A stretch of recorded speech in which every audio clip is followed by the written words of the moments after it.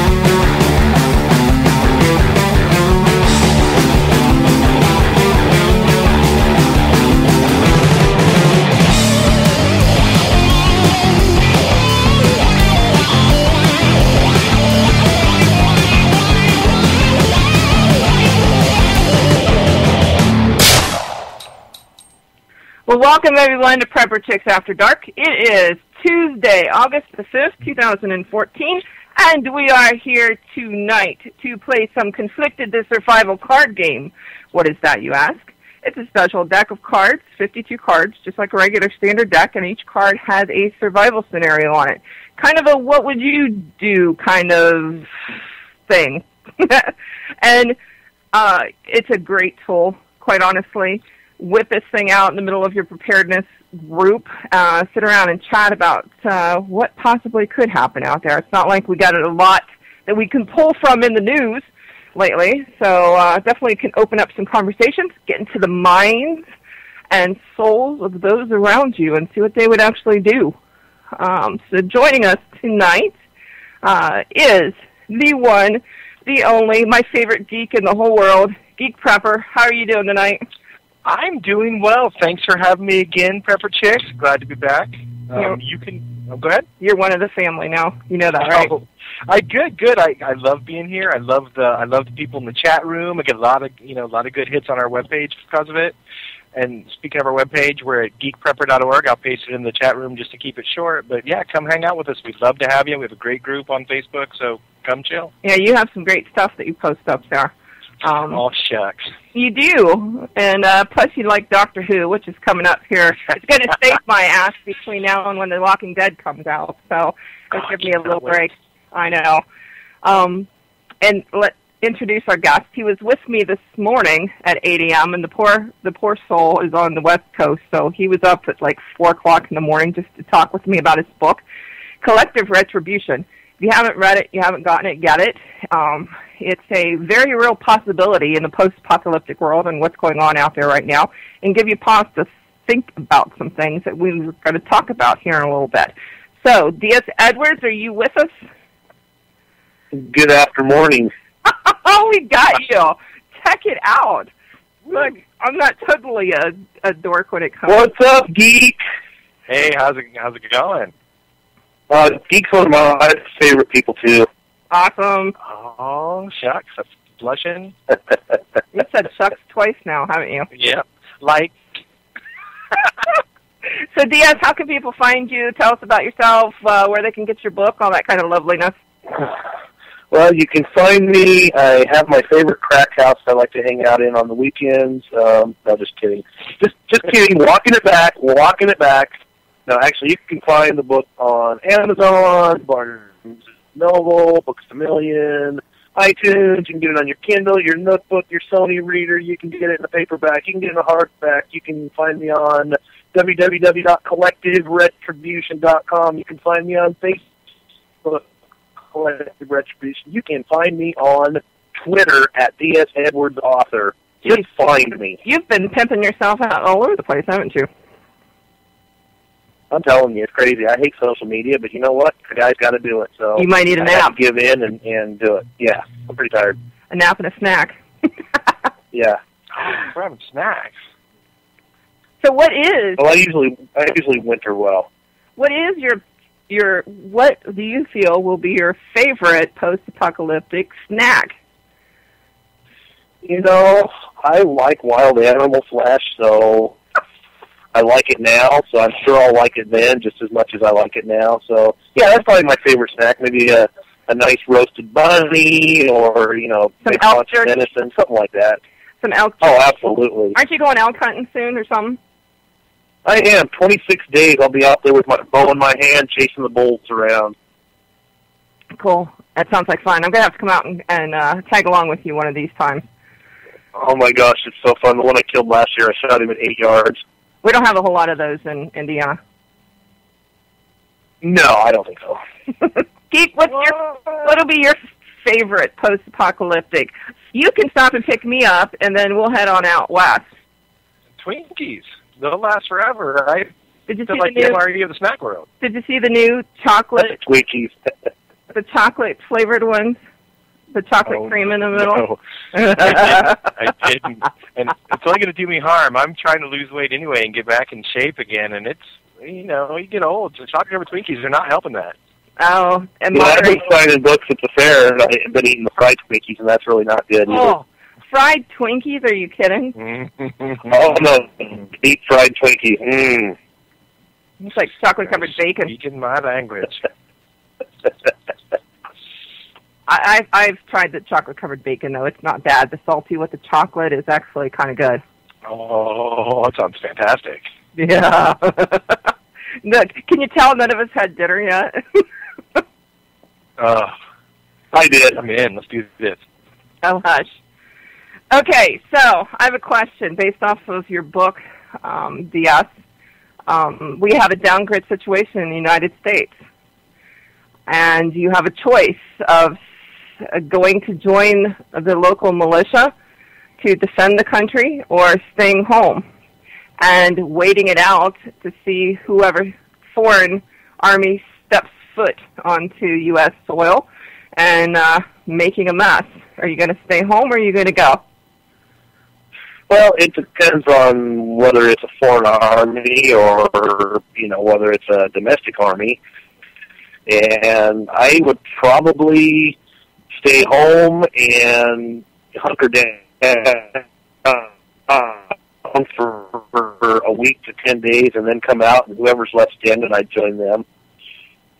So you're going to wait until it I'm comes pretty to much your house? convinced that that's the way to go. It's just to hunker down, bug in, and disappear. Well, I don't know. I don't think it would get to my house. I'm pretty far out, but if I lived in the city, it'd probably be a little bit different scenario for me. I live out in the middle of nowhere. I'd probably just hunker down and wait it out for a few days, and then, like I said, whoever was still standing and whoever was moving to defend, then I would join them at that point. Do you think it'd be a couple days? Do you think it's going to last a couple months before you stick your head out the door? I don't think, we've talked about this before. I don't think it's going to be all that long before, minutes. I mean, in a downgrade situation like what I talk about in the book, it's not a gradual thing. It's an instantaneous thing. I mean, the planes fall out of the sky, the cars quit running. I mean, everything with an electronic circuit's fried.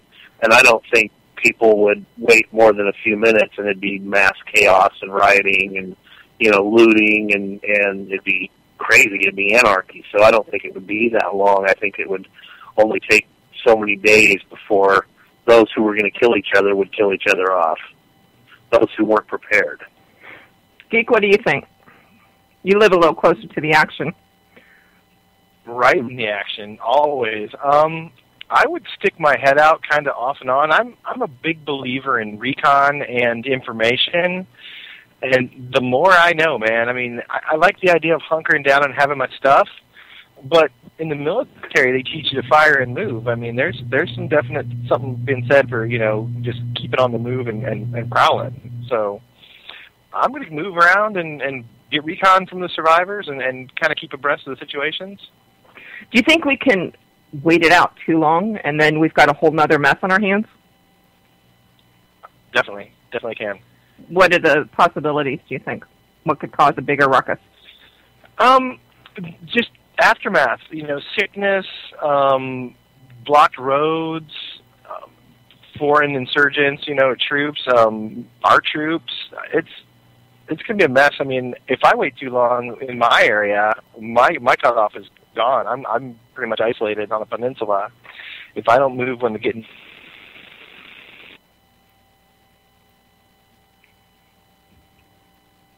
Testing. So. Yeah, I'm here. Okay, just checking. Everything went quiet.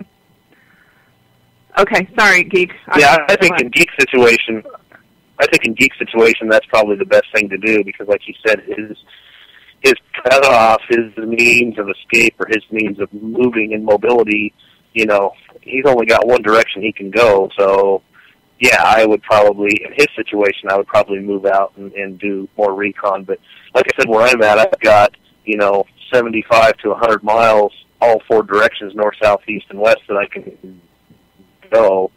So, my closest city is, an hour by car. So, yeah, I think I'd probably hunker down. I think my closest neighbor is about a half a mile away. Very cool. Yeah, that has its benefits and its downsides, too, though. If he needs some kind of medical emergency treatment other than, a bandage or something like that, unless he has some full-fledged emergency room, I'm a surgeon, slept at a Holiday Inn last night, how big of an issue is that going to be for you, DS? See, you're going to laugh at this, but my closest neighbor that's a half mile away, guess what he does for a living? Shut up! We've had several conversations. He's an emergency room doctor. Oh. So we've had several conversations. In fact, when I need any prescriptions, I take a certain prescription that I need, and I never go. I just meet him at the mailbox, and we stop and talk. And hey, I need a prescription, and he refills it for me. And we've had several conversations. He's got a really nice range up in his house, and we're of like mind. So yeah, we're planning on doing some things together. He doesn't really understand the gardening and the I can take care of that. Livestock. I seriously need adopted here, and I will take care of all of that stuff for you. Trust me. Shotgun. Yeah, I've got him there, and then on the other side, the other half mile, you're gonna laugh at this too. The other half mile is a tactical trainer, and he trains FBI and law enforcement all over the U.S. And he's a really good friend of mine. He's about 6'4". He's black, and he weighs about 270 pounds, and he's a freaking powerhouse. Owns a CrossFit gym. Anyway, he's my neighbor on the other half mile on the other side. So we've all talked. So. So I kind of got it made. So let me tell you about my neighbors. I heard about your neighbor. Yeah, Mr. Diggle over here, Anyway, that's a whole other story. But nice setup, DS. Yeah, we're pretty blessed where we're at, and we've got, lots of room to roam. We got about 300 head of deer and elk that come into the fields in the evenings. In fact, this morning when I was on with you, I went outside to get a little air to wake up, and I could hear the elk talking out in the field. So, yeah, we got a pretty good spot where we live. So what, Yellowstone's not your only concern? No. No? No. You're not feeling the panic over Yellowstone blowing up? No, I still think it's far enough away to where, it wouldn't really affect me too much.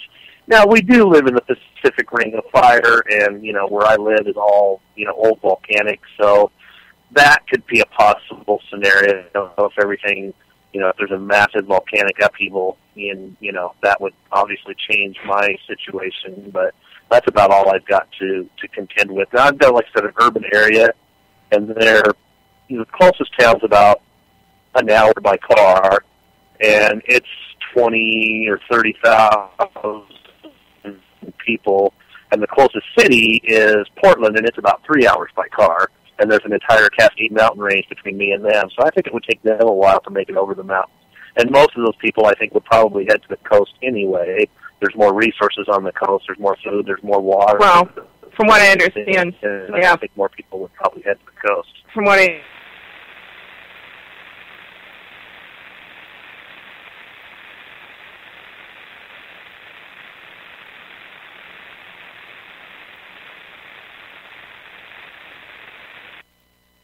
I see stuff in the news, and it's kind of freaking me out a little bit. Stuff that I wrote 18 months ago, I actually see it playing out in the news, and it's kind of freaking me out a little bit. Well, we'll see if it ends the same way as your book does, whether that's a good thing or a bad thing. Yeah, it's kind of crazy. Geek, are you still with us, or did we lose you? No, I'm still here. I'm just Okay. enjoying this conversation, man. I'm going to come live with you, buddy. I'll be No right doubt. there. Come on over, buddy. You guys can Yeah. come visit anytime. And if you happen to be here when everything goes down, well, you're welcome to stay. All right, so here's a question for you. And this is from the second deck of Conflicted that came out. The U.S. dollar has been printed out of value, and the global economy collapsed. Now the governments of the world have mandated everyone receive a radio frequency identification, or RFID chip, as part of a new digital currency. Everyone who does not receive the implant will be cut off from buying or selling. Would you receive the chip, or what steps would you take to survive in this new world era? What do you think? Would you take the chip? No. Why not? You can't Not buy gonna do it. anything. You can't sell anything. Well, I can survive with what I've got. I mean, it's not a, super fruitful, wonderful existence. It's a lot of work, but I can survive with what I've got and what I can grow. And there's more to prepping than just buying or prepping stuff, stocking stuff to survive on. There's, barter type items that a person should have in their preps. And, one of my favorites is little tiny 1 pound cans of coffee, as many as you can get your hands on. I mean, there's certain things that, they'll create a barter and alternative society when that happens. And I will not take that chip. And, I'm a biblical guy, so there's no way you're going to catch me taking that mark. It's not going to happen. Okay, well, according to the Bible, the chip is in your forehead or your hand. What if this is in your, bicep area? Yeah, still not going to do it. Still not going to do it? Geek, what do you think? Nope, not going to do it. No. No mark of the beast. I'm not playing that. And will not do it. I will beg, borrow, and steal. I'll break other commandments to avoid that one. Absolutely. I like the way you think.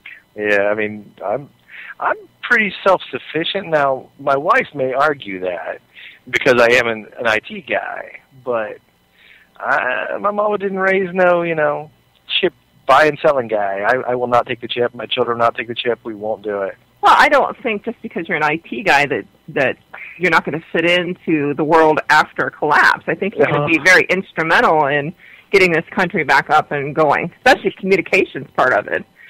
No, definitely. And I mean, I've done things like that, in other, prepared drills and stuff for bringing communications back up. So I play a pretty instrumental part in my career. So, but I am outdoorsy. So, after this, I'm going to go out and sleep in my hammock in the yard and then test out some new concepts. So I think we'll be okay. Did you see that big hammock? Maybe I got it from off your page anyway. That was like way up there, as opposed to, the standard one that's just, a few feet off the ground. This one was like up in the treetop.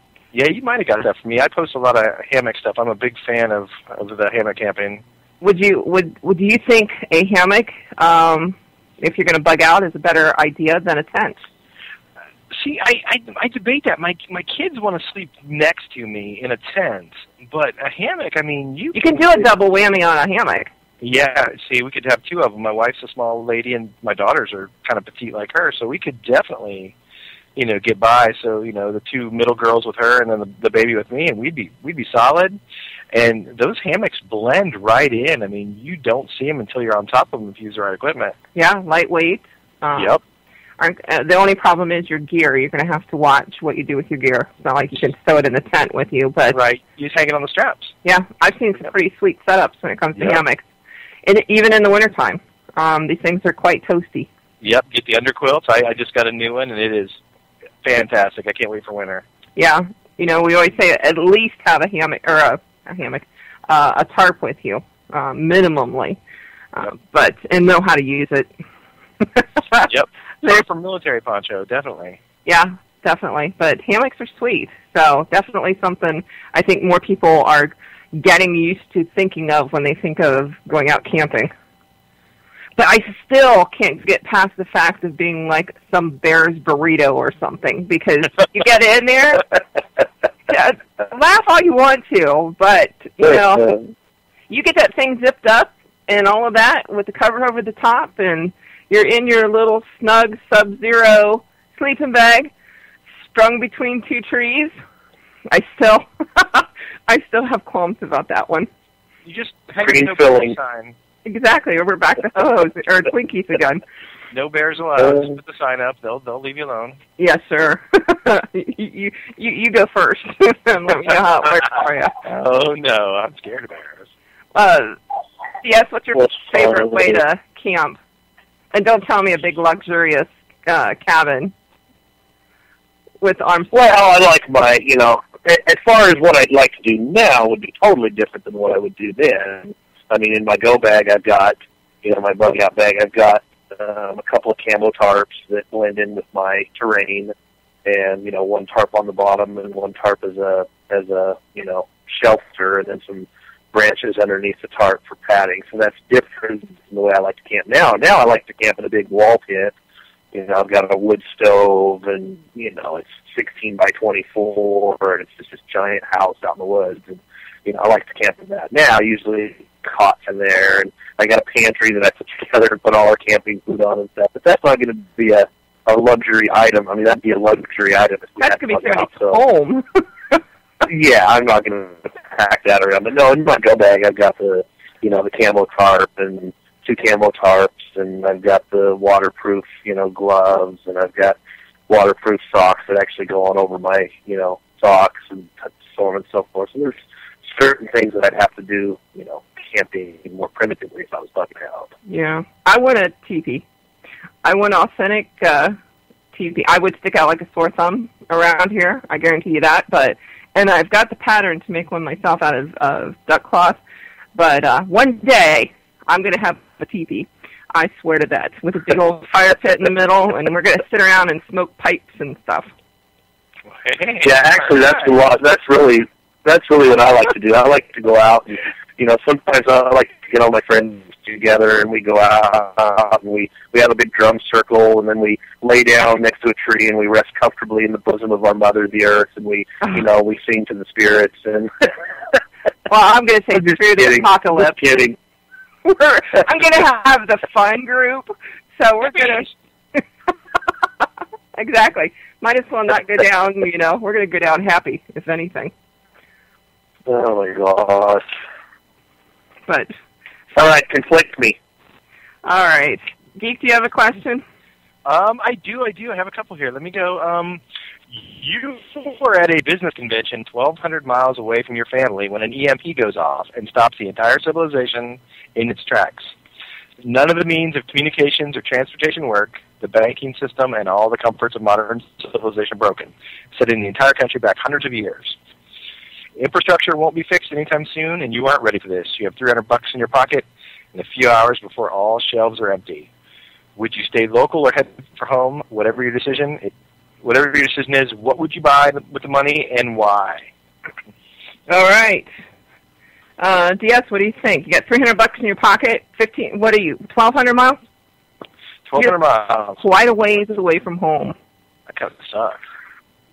Well, if I'm 1,200 miles from, it's funny. My wife and I just talked about this a couple of days ago. We've got a couple of trips coming up. We've got one to Oklahoma City. We've got one to Las Vegas in January for the SHOT Show. And we've decided we're not going to fly commercially. We're just not going to do it. We're going to drive. So I'm a little different. I'll have my go bag with me because I don't go anywhere unless I'm armed with my go bag. So I'll have things that I need anyway. I know somebody with a plane out that way that might be able to help you out. Yeah, I know somebody too with a plane. No, I'll probably have my go bag. Now, if I didn't, okay, let's for all intents and purposes here, let's think about this. Okay, I don't have my go bag. I did fly into this city for this convention. I'm going to go. I'm just going to go as quickly and as fast as I can, and I'm going to get out into more of a rural setting as quickly as I can. I'm going to try and buy as much water as I can to begin with, and I'm going to make sure that I, buy a pocket knife or something to, semi-defend myself with, but I'm going to get as close to rural as I can, as quickly as I can. It's like in my book, I talked about it when the grid goes down. The people in the rural settings tend to be more, folksy. They tend to be more understanding. They tend to be more, giving. I mean, if you go to someone in a rural setting and you really truly need help and they can help you, 9 times out of 10 they're going to do it if you ask. If you go to steal and you go to sneak in and you take, you're going to get shot. I mean, that's just the way rural America is. So I would want to get as rural as I could, as fast as I could. I'd want to get some water. I'd want to buy a pack of some sort to carry my water in. I'd want to have, a knife and as much first aid as I could buy with $300, and I'd just take off. I'd get out of the city, and I'd move rural as quickly as I could get there. And then who knows, hopefully, find my way back home 1,200 miles in 6 months. Who knows? Yeah, that's a long-ass way. But I would question buying water, because water, a gallon weighs, 8 pounds? It weighs a lot. It do. Are you going to be able to carry enough water in order to get your fishy home? No, not to get home, but to get out of the city, yes. I mean, yeah, to get out of the city. And I would try and get a straw. If you could find one, I'd try and get a filter straw, if you could even find one. Where you at in the city? Are you in New York City? I don't think there's a lot of sportsman's warehouses, on every corner of New York City. There's certain things you're not going to be able to find. Yeah, there's a few, but I know when my in-laws purchase anything, they usually get it shipped into them, or they drive out of the island and purchase it and just drive it in. Yeah, it would be pretty tough, but I would definitely want to get out of there as quickly as I could. Do you think a human is able to walk 1,200 miles nowadays? Oh, absolutely. You could do it. I mean, it'd be a crisis. But, I mean, think about this. We have no sense of direction. It's been completely bred out of us. It's true. I mean, we have to have our GPS to drive to the freaking grocery store.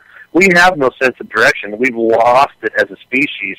I mean, look back, 120 years ago, in the 1800s, mountain men would go out and they would live in the wilderness for months and months at a time. And every year, once a year, some of them would walk 600 miles and they would end up in one meadow, the same meadow every year with no trails or anything, and they'd walk right to it. I mean, they had a sense of direction. We don't have that anymore as a species. I tried to get that. My dad actually would teach me from when I was little. Every time we'd get out of the truck, he'd say, okay, where's the truck? And we'd walk for another half hour, where's the truck? And then I got to where I knew exactly where I was. He kind of built it back into me. But that's something that, I think I could do it. I really think I could find my way. I scare the hell out of my husband all the time because I have this very unusual sense of where I'm at and the ability to find things because, like you said, I used to go coon hunting with my father all the time growing up, and he would leave my ass in the woods in the middle of the night and say, find your way home. Seriously. And that's a good dad right there. I mean, well, yeah, he taught me how to ride off a bike by shoving me off the side of a hill, too, but that's a whole other story. But, I mean, we would go out, and hunt the grounds on our farm, and, we'd be right up on the neighbor's house. And I remember one time thinking, and he's like, be quiet because, the neighbors are right there. And I'm like, where? And welcome to Verizon Wireless. The number you dialed has been changed, disconnected, or is no longer in service. If you feel you have reached this recording in error, please check the number and try your call again. Announcement 2, switch 3 to 8-3.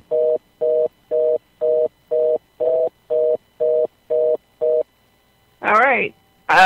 Don't know what that was. That was awkward. Let's, okay, well, Geek, it's your turn. So, $300, 1,200 miles. After that? I guess the Verizon lady didn't want to talk to us. Wow, who's on Verizon? That's weird. Are we dialed in or something? I did dial Diaz's phone through Skype. Oh, okay, maybe that's it. I was like, oh, NSA really screwed up this time. We got it. I was ready. So they'll do anything, won't they? If they are. Yeah, and I travel for a living, so I've got a little bit of advantage here because I've already got like an airport get home kit. But to offset that, I would $300. I would hit Walmart or whatever big box store, sporting goods, anything surplus store. I would grab a sleeping bag, a tarp, and some cordage. A slingshot or a bow. I mean, I probably have a better luck getting a slingshot, just the way things are. A knife, some kind of water filter. That may be hit or miss, but I would grab a steel cup or camp pot. And like you said, a compass, because my sense of direction is god-awful. I got lost in the forest last week. I mean, and sometimes I do it kind of intentionally, but I got turned around and I wasn't paying attention and I got lost. And I've done this. I mean, I grew up in the woods, so I wasn't scared, but I was like, holy shit, I'm lost. So I was just, so a compass, and then what I would do is I would try to follow highways on the bike if I could. I'm back. Getting shot up. Hi, welcome back. And I would steal all the maps from the rest areas on the way home so I could navigate, because I have no sense of direction. I proved that last week in the forest. So, neither one of you have mentioned, well, I'm going to say this out there. So, I would say it's going to depend on those 1,200 miles and which way you have to go. If you're going to go over the Rocky Mountains, you're pretty much screwed. I mean, I know it's been done in the past, a long time ago, but we got to drive over them to Utah last summer, and I cannot fathom walking across them to get... It depends on what time of year it is, too. Yeah. Well, that's going to be my thing. You know, are you talking about the northern part, or are you talking about coming across the southern United States? But shoes, a good pair of shoes, hiking boots, that you're going to be able to walk in. You're probably going to go through several pair on 1,200 miles on foot. So Crocs it is. Oh, I hate Crocs. I love me some Crocs, man. Oh, my God. It's like my biggest pet peeve. Oh, seriously? You know, that's not mine. My biggest, I think, is the Birkenstocks and socks. That bugs the crap out of me. Yeah. I would do sandals and socks. I would not do a guy that wore Crocs. I can tell you that right now. It is not going to happen. That's why I wear them, to keep the ladies from trying to do me at the airport. Oh, that's funny. You're welcome at the prison, right? What? You're welcome at the prison, though, right? Yeah. I mean, no, because if I don't wear Crocs, man, I'm having all kinds of problems at the airport. You know, women swooping up on me. Hey, what's up? I know a lot of people wear them. I can't go there. But you have to understand, I hardly ever wear shoes. If I'm home, I am barefoot all day long. It doesn't matter where I go. I'll walk outside back to the animals and all that kind of stuff. And but that's where you'll find me. That's how I feel comfortable. When I teach, out in class or whatever, I usually take my shoes off. But that's how I grew. I've always been like that. But the whole Croc thing, sorry. I think you can get through. I think you could get by on a couple of pairs of boots in 1,200 miles. I mean, just thinking about, every year when I go out hunting, we have archery season, which is 28 days long, and then we have all of the rifle seasons that coincide after that my family has tags for. And it's not uncommon to put 12 or 14 miles a day on my boots when I'm out there hunting, and I've had, the same pair of boots for 4 hunting seasons. So you got to figure 40 to 50 days a year, 14 miles a day, that's 500 and some miles, in a year, and the boots are still, I think you could get by on a couple of pairs of boots walking that distance.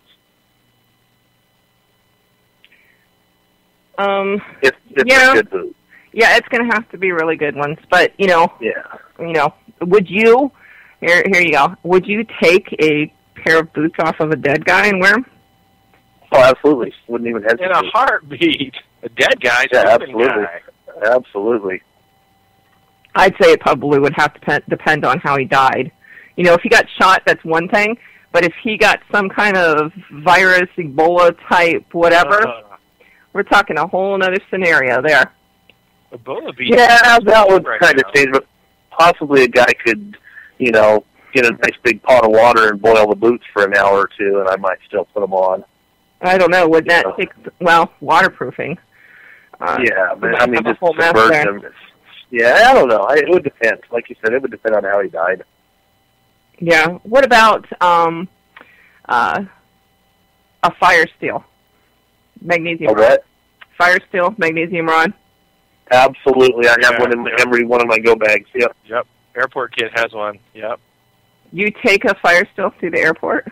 Yeah, all the time. The Exo TX or whatever? Uh-huh. Yeah, they don't even bat an eye at it. Wow. I also they don't even look twice. I also take a tactical pen in my binder, and they don't even look at that. I love my tactical pen. Yep, just big heavy pen. Yeah, I've scratched my arm up so many times because I keep it in my pocket when I'm at work.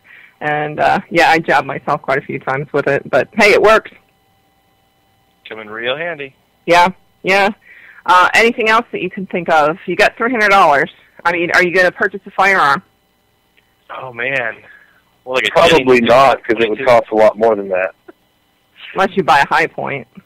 Yeah, exactly. Slingshot. Slingshot and knife. Sorry.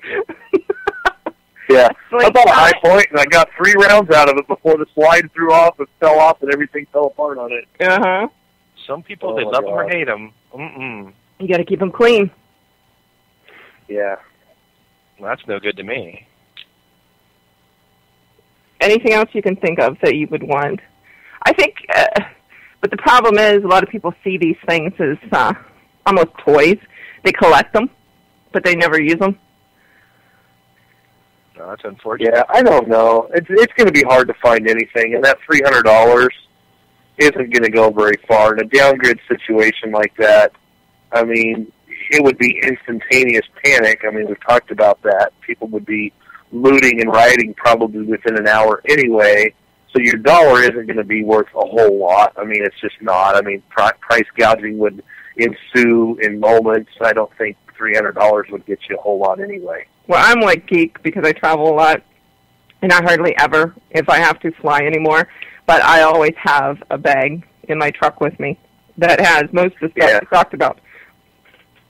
Plus a whole lot that's more. the way I am. I don't travel without it anymore. No. Even to California, I don't care if they don't want you to bring stuff into the state. They can kiss my butt. I'm bringing it anyway.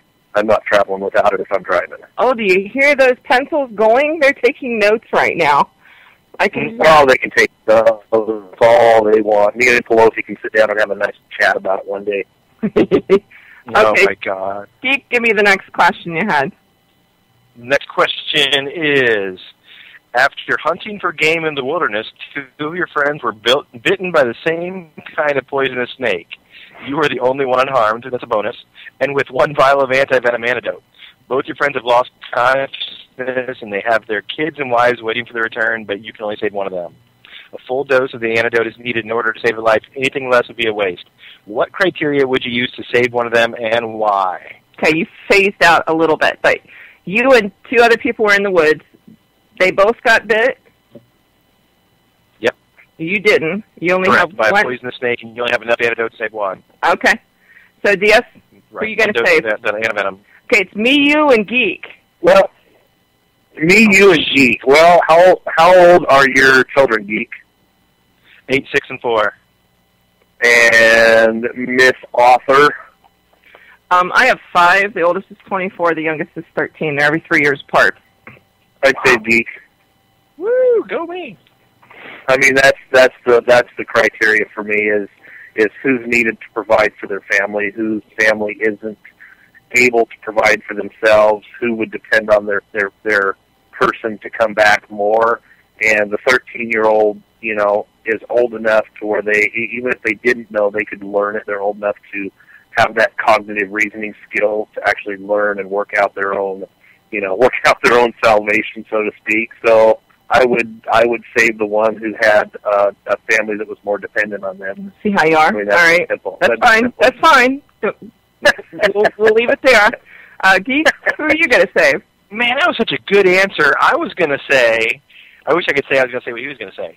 I was going to say whoever has the best skill set that is needed to kind of keep things rolling. I mean, if one of them is a fat, lazy slob who tells great jokes, is one thing. But if the other guy can, like, skin a deer in 32 seconds and create anything from scrap, you know, I like a good joke, but I really need a handy guy. Now, wait a minute. What if you're a fat slob who can skin a deer in 30 seconds, tell a great joke, and make anything something? Well, then I mean, you come on. You survive, man. You are the winner at that point. Oh, so I see how both of you are, and just so you know, I'm keeping this stuff for myself. Oh, Because I winter well. I'm somebody who winters well. I do too. I don't need much food because I've stored it up all these years. Yeah, I'm like a good beef. I winter really good. Maybe call you pedal monkeys or something. That's funny. But yeah, you're both done because I'm keeping the stuff for myself. Oh man! You guys, 6 and 4. I have children. Well, I've seen dead snakes bite people before, and they get hurt. So I figured that way, I'm going to make sure I survive because I'm not going to listen to either one of you anymore. Oh, I love it. So I got a question for you guys. Even though it's not in the game, I don't have any cards because I'm not special enough to get a game sent to him. We've lost JD somewhere out there in the world. He's making what is that, shaved Hawaiian ice somewhere in California, and we haven't heard from him for a couple weeks now. So, well, I've got a question. Wait a minute. I forgot what I was going to ask now. See, you totally threw me. Totally threw me, and it was a good question. And that was too damn easy. Let me just say. Oh, I got it. Do either one of you have a... Welcome to Verizon Wireless. The number you dialed has been changed, disconnected, or is no longer in service. If you feel you have reached this recording in error, please check the number and try... I have 4 of whatever he thinks he has, by the way. But, yeah, he just hung up on us, I think. I've got...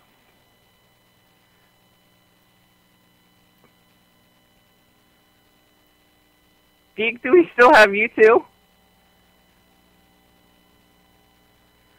Are we losing everyone? Hello, hello?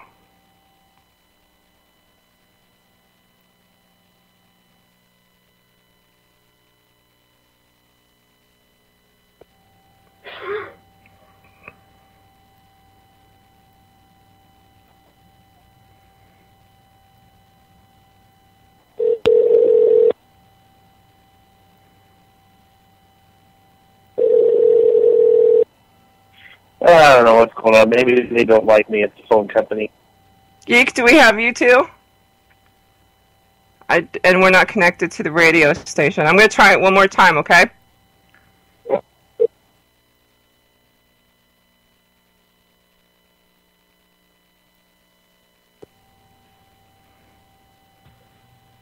NSA strikes again. Bastards. They don't love us, man. Come on. I can't get into... It's still showing the radio station red. Well, it says Palmdale on my phone, so that's... Are we in? Can anybody hear us? Hello, hello. Chat room, answer us. Do you have us? Chat room, hello? I'm thinking somebody's sending me a message and I don't know where the hell it's at. Can you hear me now? I can hear you. I can hear Geek too, but check chat room. Oh, yep, we're back. I think they can hear us. Okay. All right. So before we lose it again, that was my question. Do you guys have super glue in your go bag? Yeah, actually I do. Yep, emergency stitch glue. Yep, oh yeah. Nice, that's what I've got, a whole bunch of it. Got myself all the damn time. You got some of that bloodstop powder. See, that works really good. Yeah, and the tourniquets. I have a tourniquet too. I have the sucking chest wound bandage, but I haven't had a chance to test it yet. We might have to do that sometime. Let's hope you don't have a chance to test it. No, we should. We're going to need to. Come here, I want to give you a sucking chest wound. Yeah. If my neighbor starts working on his car in the middle of the night, I might get it. I have a neighbor that we can use. Trust me. We can test it on them. Yes, most definitely. Actually, I have one of those, it's called Bob, that you beat on. The big guy with the water in the face. Yeah, I have one of those. Scares the shit out of me all the time. My daughter went to the bathroom one time and we put it outside the door. Oh, no. She walks out and Bob's standing there. It's like, ah! So I had to put clothes on him because he's naked. So he's doing much better now. So we have him in the window. Did you put that sign in front of your house that I sent you today? Actually, from what I understand, he does have a gun, so I can't use that. Oh, what a bummer. That'd be a great sign to put in front of your house. Well, we have Bob looking out the window towards his house, so I'm sure he's freaking out right now. That's funny. Put a Darth Vader mask on him. Sorry, I was way too nerdy. I apologize. It's okay. Let's back that up. We're going through Walking Dead withdrawal. That's the problem. I miss it too. I never watched it until I never watched it until last year, and then I watched the whole marathon. My wife and I stayed up for like 22 hours straight watching Walking Dead. Like, oh my gosh, we got to watch this show, and then we caught up, and then we watched last season, and now I'm like, okay, it's time to. Now you're ready. So, who's your favorite character on the show? You know, I like Michonne. I love her. I mean, yeah. Who else would have thought to, cut off the jaw and cut off the arms and have them carry their stuff around? I mean, that was genius. I like her. She's probably my favorite. The full package, definitely. Geek, you're in agreement? Dude, she's got a sword. She's a hot brown chick. I mean, come on. Let's totally do true. this. Absolutely. Fights zombies, can shoot guns. I'm really pissed last season. Oh, I'm hungry. I'm going to go in this camp without any weapons. Dummies. Yeah, the premiere isn't until October, so we still have some time. Cannibals. Yeah, let's leave all our weapons out here. Yeah, that was pretty dumb. Yeah, why not leave someone else with the weapons? Hey, if we're not back in 2 hours, come kill these people, please. Well, I have a feeling this season's going to be interesting, and with the new writers and stuff, they have a way of twisting it at the last minute to make you sit up and take notice. I just wish that, occasionally they would bathe more often. They do really well mowing the yards. So I know. They have goats. There's zombie goats somewhere. That's a great looking yard. Yeah. And spaghetti. We'll have spaghetti and chocolate pudding. Oh. Well, the chocolate pudding I totally can see. No, that stuff is gross. Oh, no, I got some downstairs in the pantry. You have number 10 cans of chocolate pudding? No, I don't have number 10. I have a bunch of the little single-serve plastic cups. But if the grid goes down at $300, if I'm on the road, I'm buying number 10 cans of pudding and forget everything else I said. Is that the one thing that you're going to miss the most? Yep, I'll make hobo stoves out of the cans and decorations and jewelry. Yeah, I'll be able to do anything. Decorations and jewelry. All right, you'll be pimping it out. Yes. What's your vice? What's the thing you're going to miss the most? Oh, goodness. I don't know. That sounds like you're freaking sad anyways. I don't even think he has to worry about that. I don't know, because most of what we eat, honestly, I don't eat a whole lot of junk. Most of the stuff we eat, we don't buy anyway already. So I don't know. There's a few, maybe... Well, I don't know. My wife makes jam, and I love jam on toast. But she makes all our own jam. We have a fruit orchard in our place, so we got plums and cherries and apples and peaches and pears. I don't know. There's really not much. I don't know. Maybe chocolate. I do like chocolate once in a while. I would probably miss chocolate. Get yourself some coconuts. Yeah, I don't know. That's too much work. I'd be, that's too much. It's chocolate. Is there too much work? Just roast some coconuts up and... I don't know. Chocolate would probably be, that'd be the one, though, chocolate. I would miss that. At certain times of the month, it's mandatory that there's chocolate in my house. I can tell you that. Huh, that's amazing. That's, that's like every woman. Certain times of the month, there's chocolate in that house. I could end up... Payday. Uh-huh. Every time he gets paid, you gotta have chocolate. We would be able to clear parts of the apocalypse out if it wasn't for chocolate sometimes, I think. All right, it is 10 minutes till. DS wants to tell everybody about your book and where they can track it down and find it and all that stuff. It is Collective Retribution, Retribution, Collective Retribution. You can find it on Amazon, Barnes & Noble. You can find it on Books A Million. You can find it at the iTunes store. You can get it electronically, paperback, hardcover. You can follow me on Twitter at DS Edwards Author. You can find it on Facebook, or you can go to collectiveretribution.com. And it's one of those reads that you'll read it, it'll make you really, really angry, but it gives you hope in the end. But you can see the parallels and you can see where we're headed. So it's one of those that this could actually happen. It's not your typical prepper fiction. It's not your typical book for that genre. It's a little bit different. That's pretty much it. Any special secrets that you can let out about the book that might entice people to read it? Besides the fact, well, it'll bring emotion into you. I mean, you'll be emotional. You'll get connected to the characters. You know, it's one of those books that I didn't research a whole lot. I mean, I didn't, you know, do character outlines and sketches and really take the time to go through it. It was actually a movie that was playing out in my mind, and it really reads like a movie. It's like you're watching a movie. It was playing out in my mind, and I just wrote what I was seeing, and, you know, 18 months later, that was the result. So it's been out since March, and like I said, it's coming true before my eyes. Yeah, I got a little choked up at the end. I will admit that.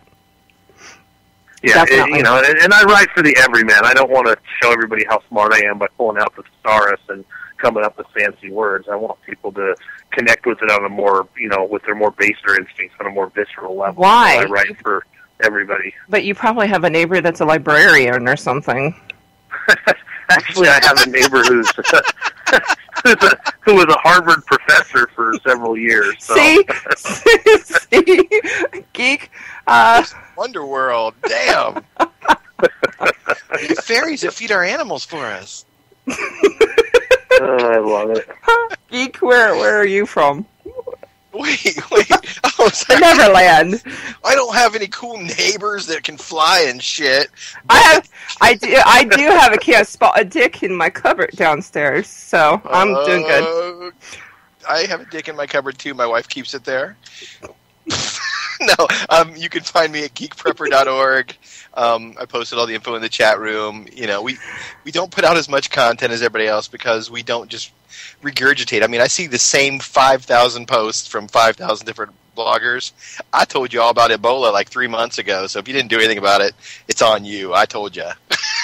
So, real quick on the Ebola thing, what do you think about all of these scares that are going on? Everybody's freaking out. And I said that this morning. I said, just watch it, because everybody's going to start freaking out because everybody thinks they've got Ebola, because that's the hot topic now.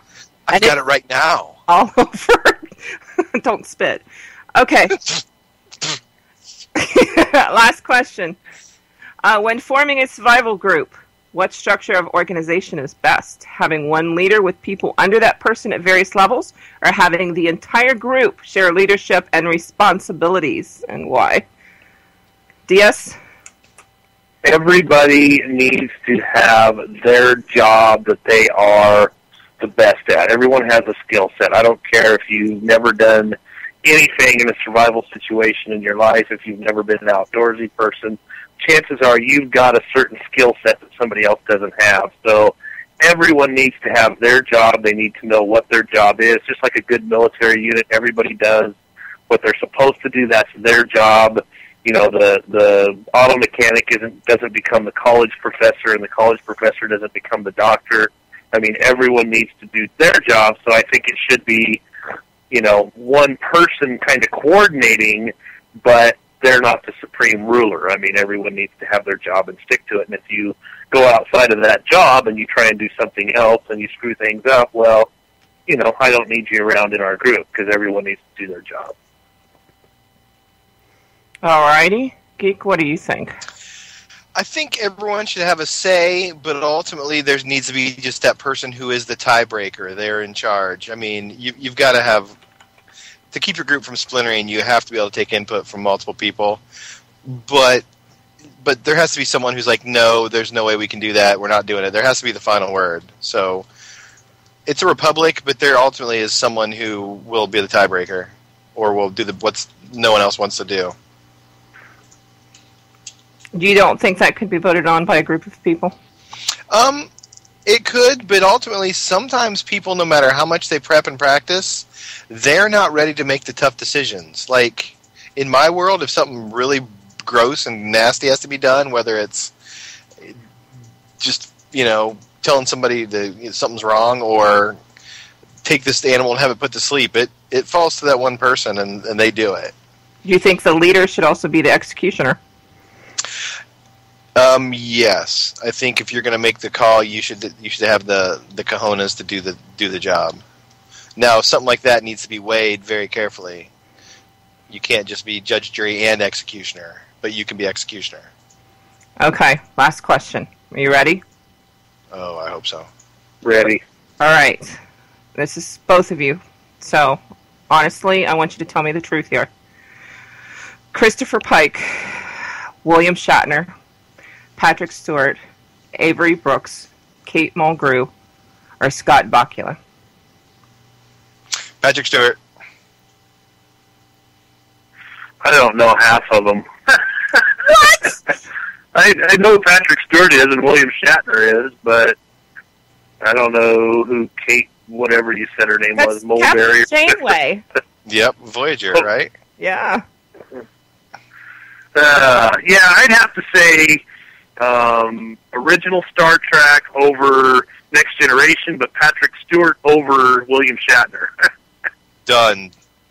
Sold. So yeah, Patrick Stewart. I have a soft spot for Janeway. I will admit that. And I thought James T. Kirk was the bomb growing up until I met Patrick Stewart. Didn't we all? No. So cool. As long as you don't become a red shirt, I think we can get through what's coming up.